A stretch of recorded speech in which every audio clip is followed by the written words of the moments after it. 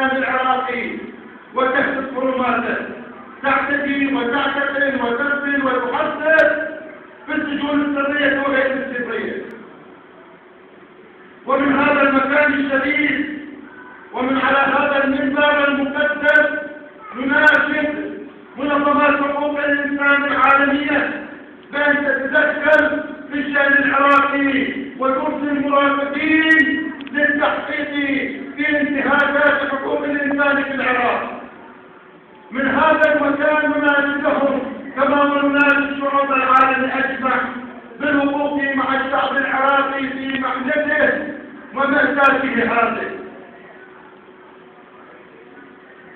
نناشدهم من هذا المكان لعل هذا النداء وهذا الكلام يصل إليهم.